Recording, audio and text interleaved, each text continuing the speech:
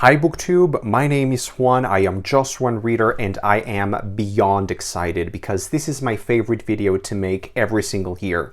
I will be talking about my favorite books that I read in 2021, I will be talking rereads, I will be talking fiction and nonfiction, and then at the end of the video I will be sharing the stinkers, the stink bombs, the bad, the ugly, the worst books that I read in 2021. So are you ready? Come with me and let's get started. Okay, so let's start out with my favorite rereads of the year. The Never-Ending Story by Michael Ende. This is my favorite book of all time. This was probably the 7th or 8th or maybe 9th time that I reread this book. It is the best fantasy book that I've ever read. I think it's the best book ever written. I have a video up on my channel talking about the reasons why I think that.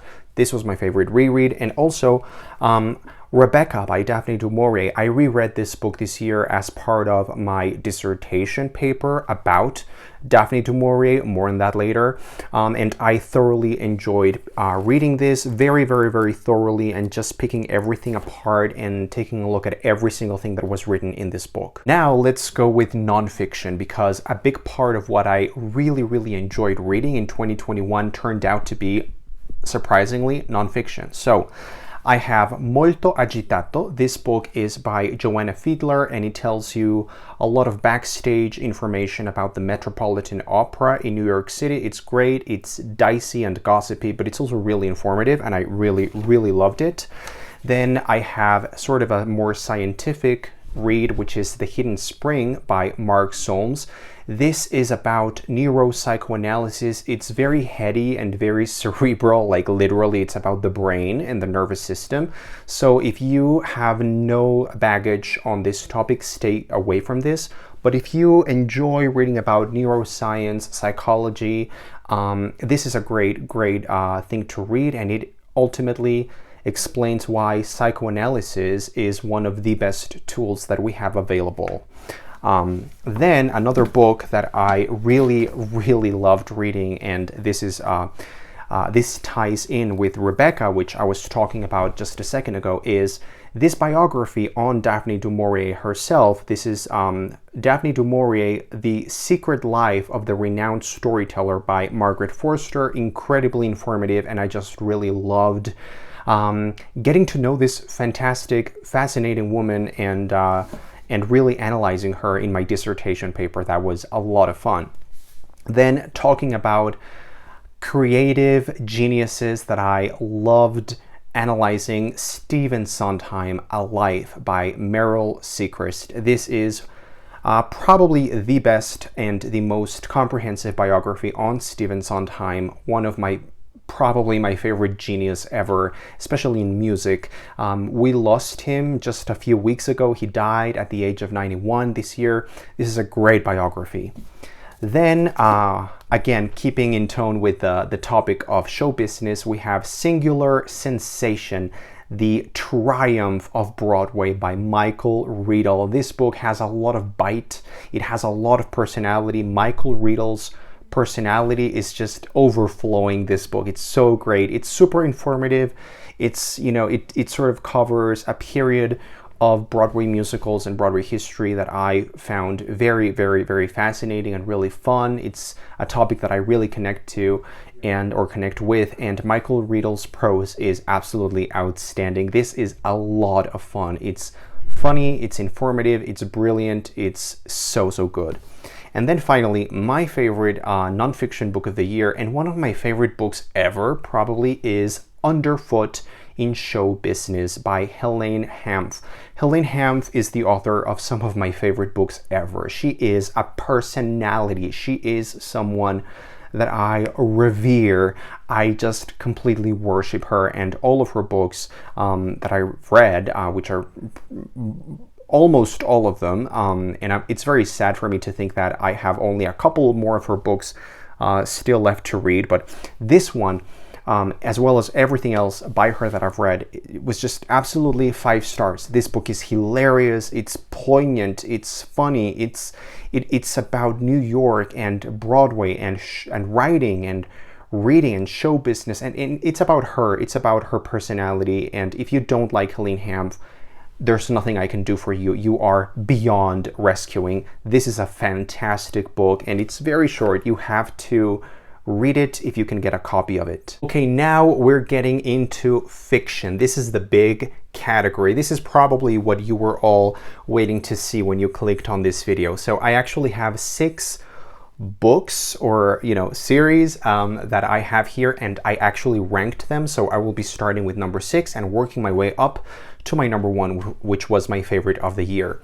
So starting out at number 6, we have David Copperfield by Charles Dickens. This book took me a long while to read. Probably 8 months of the year I spent reading this bad boy, this big boy. It's great. I really loved, more than anything else, the characters and the lush, descriptive, and incredibly quirky and funny writing style. Just loved that Dickensian flair to the writing, of course, and it was my first complete Dickens, so I absolutely adored it. Then at number 5, I have my first series, and that is the Neapolitan novels by Elena Ferrante, which is made up of My Brilliant Friend, The Story of a New Name, Those Who Leave and Those Who Stay, and The Story of the Lost Child. I really enjoyed this series, as well as the adaptation of the HBO series. What I loved the most about these books, and especially My Brilliant Friend, which I think was the highlight for me of the series, was the characters, the writing itself, the themes. Just loved getting immersed in this series. If you haven't read the Neapolitan novels, please consider this investment. They are bingeable, they are addictive, but they are so thought-provoking. Coming in at number 4, The Inimitable Jeeves by P.G. Woodhouse. If you've never read P.G. Woodhouse before, this might be a great way to enter the world of P.G. Woodhouse. This was hilarious. It was beautifully written, as always, and there's just something about this kind of writing style that I just completely feel at home with and at home at. I feel like such a familiarity with this author already at this point, having read several of his books. The characters are hilarious, the writing is beautiful, like I said, and it is just one of the most ludicrous and hilarious things ever. Coming in at number 3, A Confederacy of Dunces by John Kennedy Toole. This book, again, is hilarious. It's even actually funnier than P.G. Woodhouse. There's something about this book that I completely clicked with. It really resonated with me. I love a good anti-hero, like the Holden Caulfields of this world. Or like the protagonists from, Donna Tartt's novels, for example. And this character, Ignatius, oh my god, he is one of my favorite literary characters or protagonists ever. He is the definition of a character that you hate and love both at the same time. It's very hard to sympathize or empathize with him, but it's really a tragedy. It's the story of a tragedy told in a very comical way. This book is outstanding. It won the Pulitzer and it has won the Juan Prize as well. Coming in at number 2, you knew this was coming. It's Robin Hobb with the Tawny Man trilogy. I just adored these books so much. The first book being Fool's Errand, the second one, The Golden Fool, and finally book 3, Fool's Fate. The reason why I put this as my number 2 instead of my number 1, you will probably see why in a few seconds. This was just such a great series. It was not completely perfect. I gave the first 2 books in the series 4 stars, I believe, and then this one was my favorite book of the year by far. Like the individual book, it was my favorite of the year. It was a perfect book from beginning to end, one of the most satisfying experiences that I've had reading a book since I finished the Harry Potter series in 2007. These books are fantastic. And so finally, coming in at number 1, my favorite thing that I read in 2021 was, of course, The Lifeship Traders trilogy by Robin Hobb. Just absolutely wonderful. It was an experience. If I had to say just one reading experience that I would want to keep as a memory from the year, it would be reading The Lifeship Traders. The first book was probably the best one, Ship of Magic, 5 stars. Or maybe the second one, The Mad Ship, I also gave this 5 stars. It was absolutely brilliant. It was just as good, if not even better, than the first one. And then the third book, Ship of Destiny, was actually the weakest link in this equation. I gave it 4 stars.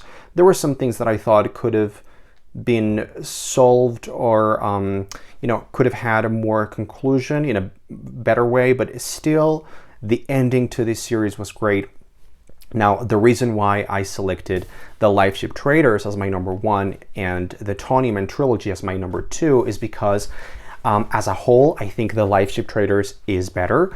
But if I had to say which one was my favorite fiction experience of the year, it would be Fool's Fate, Book 3, which is a great conclusion, whereas Ship of Destiny is not the best conclusion, but it still is a fantastic conclusion. But alas, with the good comes the bad, and in 2021 I also read some stinkers, some books that I would not wish to inflict upon you. So this is like a warning: don't read these books, or do so at your peril.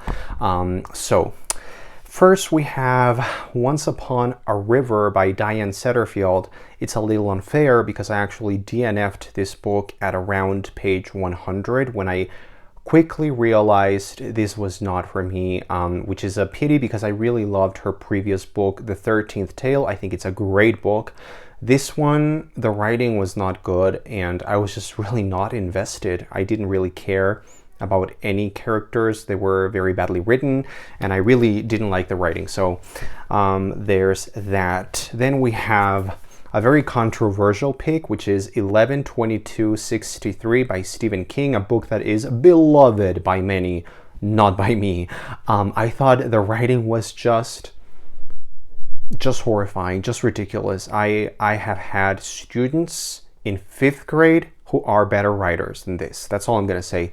This was very disappointing, also because the premise and the promise of where this could have gone were amazing, but the book was just bad. So very, very extremely disappointing experience. Then Assassin's Quest by Robin Hobb, which is sort of harsh, but I have to include it here just because even though Robin Hobb is a fantastic writer and she wrote some of my favorite books ever, and certainly some of my favorite books of the year, like six of them, Assassin's Quest was a fairly poor book in my opinion. It was bloated, it was boring, it was meandering, it had some amazing things in there, but it was just not right for me, and it really messed me up in the wrong ways. Then Mort by Terry Pratchett. This book had a lot of promise. I was really hyped to love this book. Everything that I had heard about it seemed to really click with me and really attract me, but the writing, I cannot understand how people like Terry Pratchett's writing. The humor was sometimes actually funny, most of the times it was not, but the writing itself, the narrative sort of drive of the story, it's not for me. It's just not for me. I know that many people are throwing rocks at the screen right now just because I am a heretic for saying that, but Terry Pratchett, please go. Please just go away. Then another very controversial pick, which is Joe Abercrombie with The Blade Itself, the first book in his blah blah blah trilogy, the First Law trilogy. What a horrible investment of my time this was. However, I am willing to say that maybe the time in which I was reading this book, I was also reading David Copperfield, and I was also reading many Daphne du Maurier related books to prepare for my my dissertation paper. So maybe I wasn't quite in the mood to be reading this, so I might actually try it a second time at some point in the future. But the way that I read it this year, this was just awful, like god awful and boring, and it was like it tasted of nothing. And then finally, the worst book that I read this year was The Party by Elizabeth Day. This was just laughably bad. It was so predictable, so stupid, so ridiculous, so boring, so cartoonish. It was so bad. I actually enjoyed the experience. I had quite a laugh. And that's it. Thanks for watching my favorite video to make for you guys every single year, my favorite and not favorite books of the year. Please let me know in the comments down below what are some of your favorite books of 2021, fiction or nonfiction or rereads, and what are some of the stinkers that you want us to stay away from. Thanks for watching. I am Just One Reader, and I will see you in 2022.